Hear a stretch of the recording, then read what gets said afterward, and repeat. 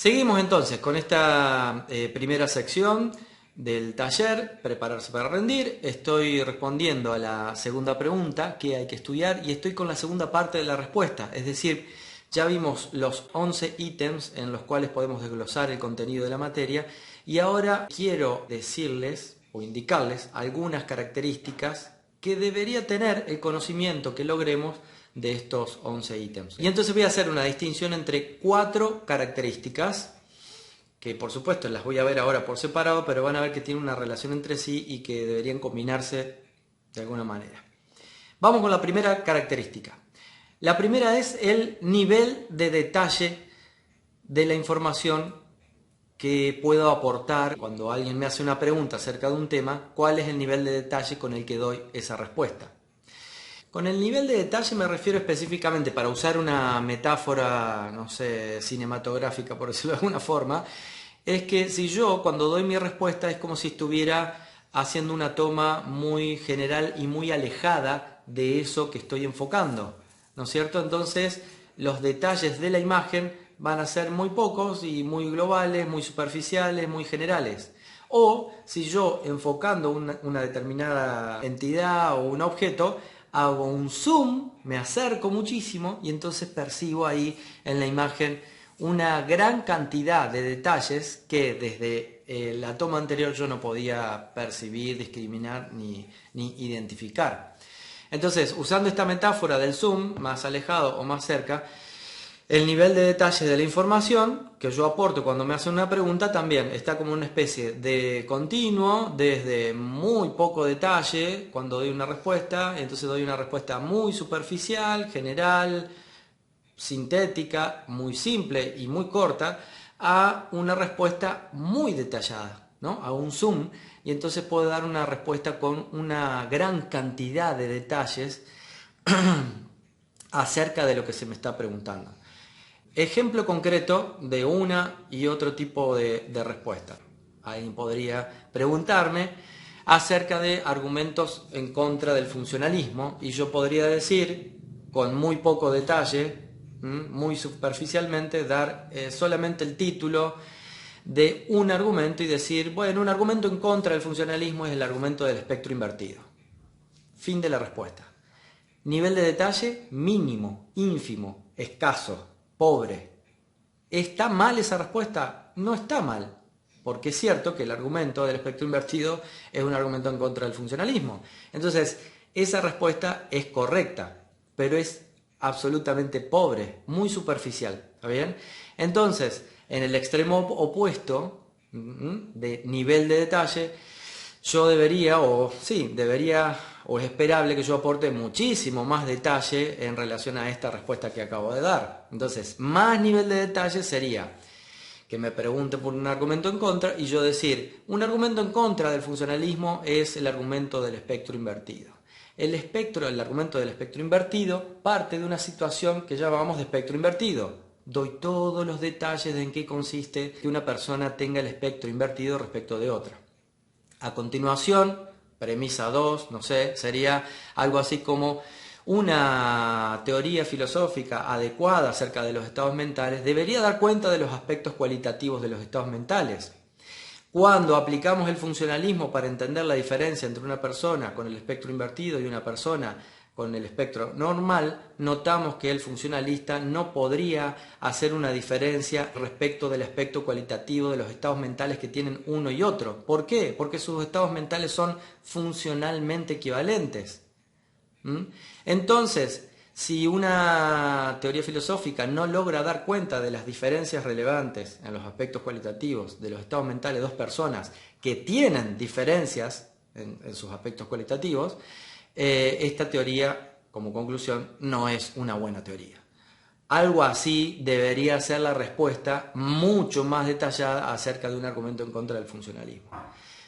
Otro ejemplo podría ser, bueno, que alguien me pregunte cuál es la tesis del conductismo filosófico, ¿no? Y entonces ahí hay un montón de información para aportar, o simplemente puedo decir algo muy simple y largar solamente el titular. Bueno, el conductismo filosófico sostiene que podemos prescindir de los términos mentalistas reemplazando cualquier oración que contenga un término mental por una expresión equivalente donde no se utilicen los términos mentales. Y eso se puede hacer sin pérdida de significado.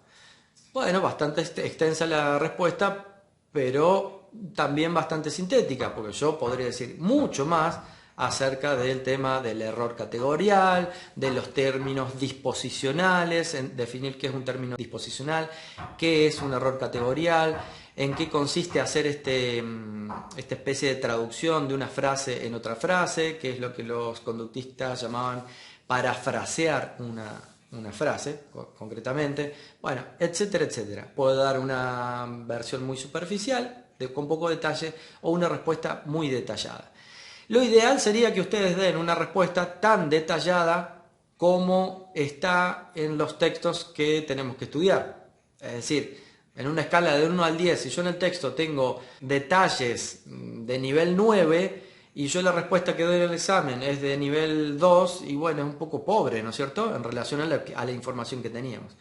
Entonces, en conclusión, respecto de esta primera característica que debería tener el conocimiento que vos tengas del contenido de la materia, cuanto más detallado tu conocimiento es mejor.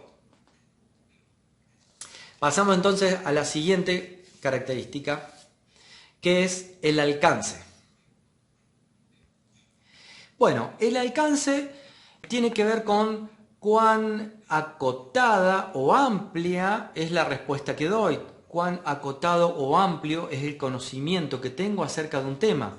Entonces, por ejemplo, siguiendo la metáfora cinematográfica, podría ser equivalente al plano de una toma. Un plano puede ser un plano corto, no sé, por ejemplo, en relación a mí, un plano corto que me enfoque solamente la cara, o a esta misma distancia abrir el plano y abarcar más elementos de mi entorno. En relación al conocimiento lo mismo, ¿cierto? Cuán acotado o amplio es mi conocimiento respecto de un tema. Doy un ejemplo de cuán acotado o amplio puede ser una respuesta o mi conocimiento acerca de un tema. Si me hacen la pregunta de cuántos tipos de dualismo conozco, yo podría decir, bueno, el dualismo cartesiano. No es una respuesta muy amplia, tampoco es una respuesta muy detallada, pero supongamos que yo digo el dualismo cartesiano y hablo, no sé, doy detalles del dualismo cartesiano durante media hora. Está bien, la respuesta es muy detallada, pero no es muy amplia. Una respuesta más amplia, con mayor alcance, sería ¿cuántos dualismos conoces? Bueno, para empezar conozco 2 dualismos de sustancia, el dualismo cartesiano y el dualismo popular, y 3 dualismos de propiedades. Entonces tengo el dualismo epifenomenista, el dualismo interaccionista de las propiedades y el dualismo de las propiedades elementales. Esta segunda respuesta tiene mayor alcance, es más amplia que la primera respuesta, que era muy corta, ¿no? Era un plano corto y que se enfocaba únicamente en el dualismo cartesiano, mientras que este es un plano amplio, ¿no? Que abarca muchas más tesis dualistas. Entonces, en relación al alcance que tiene mi conocimiento, cuanto más amplio tu conocimiento, mejor.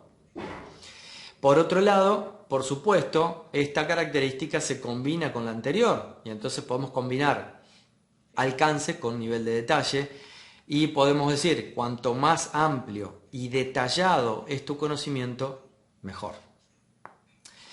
La tercera característica tiene que ver, del conocimiento que vos logres de la materia, tiene que ver con la comprensión.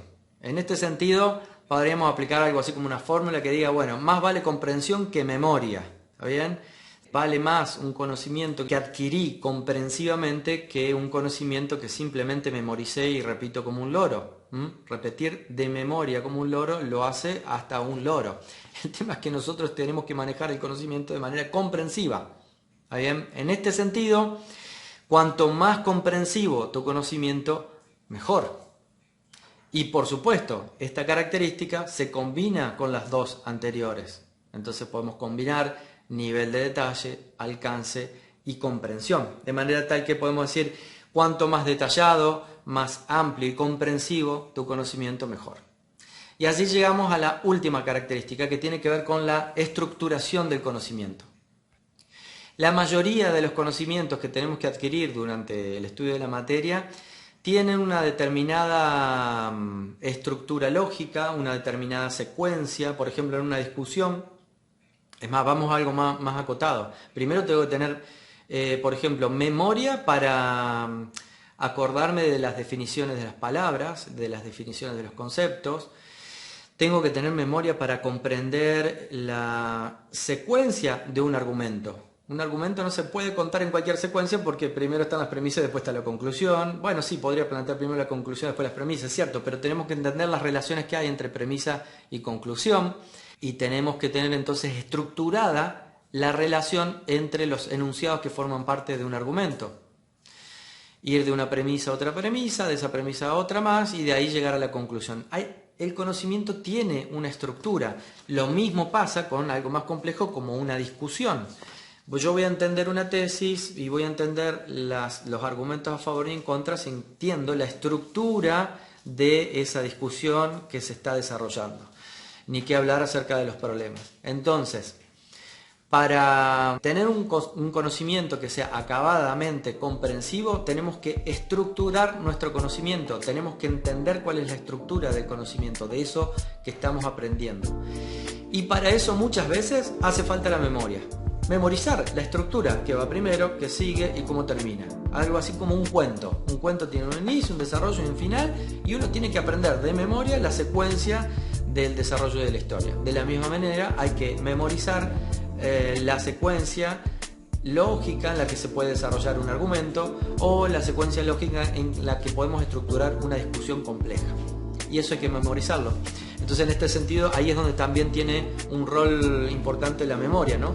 Para ayudar a estructurar nuestro conocimiento. Por lo tanto, teniendo en cuenta esta última característica, cuanto más estructurado sea tu conocimiento, mejor.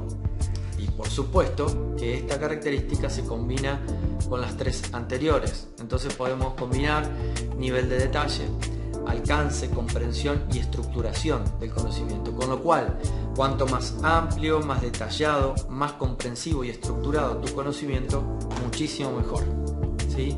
Así que bueno, además de estudiar los 11 ítems que les propongo, también te propongo que tengas en cuenta estas 4 características del conocimiento que intentes lograr acerca de esos 11 ítems. Y con esto termino de responder a la pregunta de qué estudiar de la materia.